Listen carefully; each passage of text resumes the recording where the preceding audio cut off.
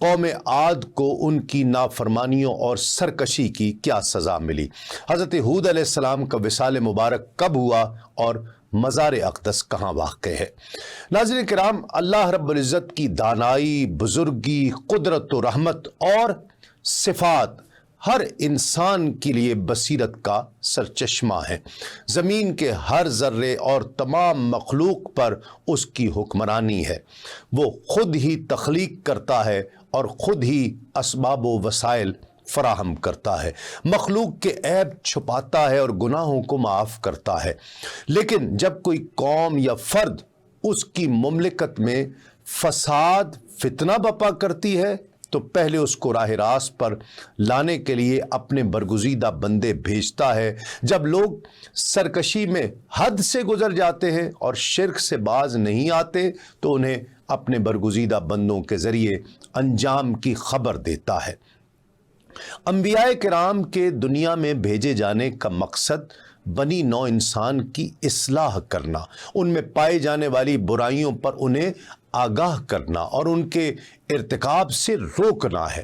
یہی وجہ ہے کہ جب بھی کسی قوم کی طرف کسی نبی کو بھیجا گیا تو سب سے پہلے اس نے وہاں رائج بری عادات اور ان برے رسوم و رواج سے لوگوں کو منع فرمایا جو شریعت کے موافق نہ تھے اور شریعت سے ٹکراتے تھے۔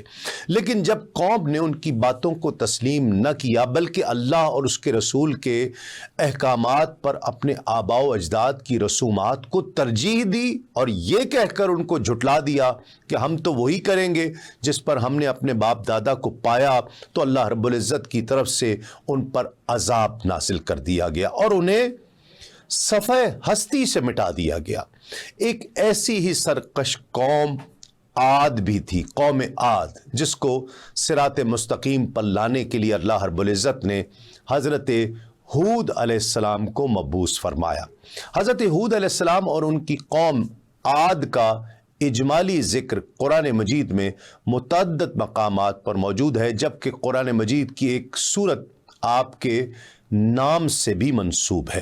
طوفان نوح ختم ہونے کے بعد حضرت نوح علیہ السلام اور کشتی میں سوار دیگر مسلمان جودی پہاڑ پر اترے اور قریبی علاقے میں ایک بستی قائم کر کے اس میں رہنا شروع کر دیے۔ یہاں سے صرف حضرت نوح علیہ السلام کی اولاد کا سلسلہ آگے بڑھا، جبکہ بقیہ مسلمانوں سے کوئی نسل آگے نہیں چلی۔ اللہ رب العزت نے اولاد نوح میں برکت دی اور گزرتے وقت کے ساتھ ساتھ آپ علیہ السلام کی نسل میں اضافہ ہوتا رہا۔ جب ان کی تعداد بڑھی تو یہ مختلف قوموں اور قبیلوں میں تقسیم ہو کر دور دراز کے علاقوں میں پھیل گئے۔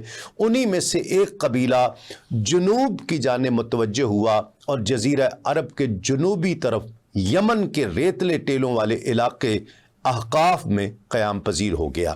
یہ قبیلہ اپنے والد عاد کی نسبت سے قوم عاد کے نام سے معروف ہوا۔ حضرت ہود علیہ السلام حضرت نوح علیہ السلام کے پوتے ارم کی اولاد سے ہیں، اور علامہ بیضاوی رحمۃ اللہ علیہ نے آپ علیہ السلام کا نسب نامہ اس طرح بیان کیا ہے کہ ہود بن عبداللہ بن رباح بن خلود بن عاد بن اوس بن ارم بن سام بن حضرت نوح علیہ السلام۔ ابن کثیر نے آپ کو شالخ بن ارفخشد بن سام بن نوح کا فرزند جانا ہے۔ کچھ لوگوں نے انہیں عرب کا پہلا پیغمبر بیان کیا ہے۔ طباطبائی کے مطابق آپ دوسرے نبی تھے جنہیں اپنی قوم کو شرک سے مقابلے کے لیے مبعوث کیا گیا۔ ابن کثیر نے لکھا ہے کہ آپ کی قوم طوفان نوح کے بعد بت پرستی کرنے والی پہلی قوم تھی۔ حضرت نوح کے 4 بیٹے تھے، کنعان، یایام جو طوفان میں غرق ہو گیا تھا، باقی تینوں بیٹوں سام، حام اور یافس کی اولاد سے مختلف اقوام پھیلی۔ ارم سام کا بیٹا اور عاد کا دادا تھا، جس کی اولاد قوم عاد کے نام سے مشہور ہوئی۔ قوم عاد یمن میں آباد تھی، پھر یہ لوگ شام اور مصر کی طرف چلے گئے اور احقاف میں سکونت اختیار کر لی۔ یہ علاقہ حضر موت کے شمال میں تھا، جس کے مشرق میں عمان تھا۔ कुछ लोगों ने इसे जजीरा अरबिस्तान और यमन और ओमान के दरमियान का इलाका माना है। अहकाफ के मानी वो छोटे छोटे पत्थर हैं जो सहरा और रेगिस्तान में हवा की वजह से उड़ते हैं, और कौम आद की सरजमीन को इसलिए अहकाफ कहते थे क्योंकि वो इस तरह की रेगिस्तानी ज़मीन ही थी। मुफस्सिरीन ने जज़ीरतुल अरब के जुनूब में वाक़ ज़मीन को अहकाफ कहा है।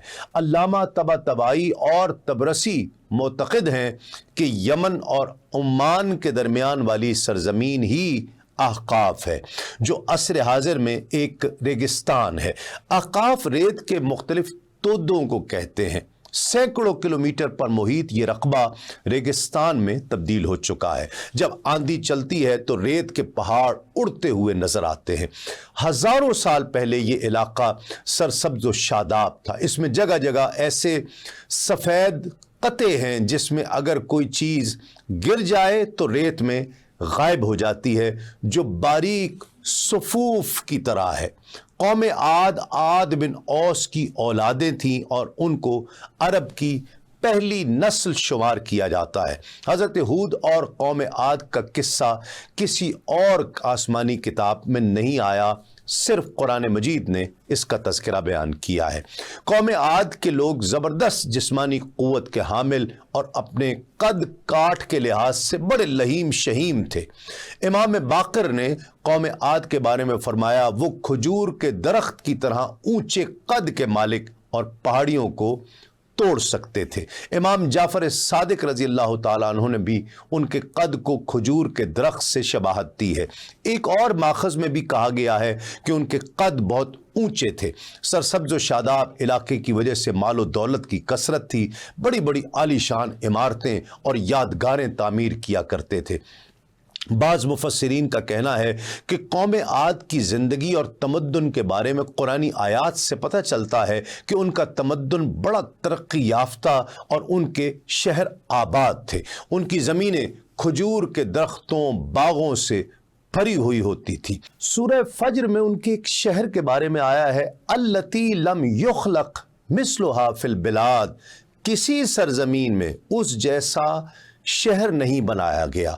दीन इस्लाम के मुख्तलिफ उमूर से आगही के लिए अभी सुनो न्यूज़ का यूट्यूब चैनल सब्सक्राइब कीजिए और बेल आइकन का बटन ज़रूर प्रेस कीजिए।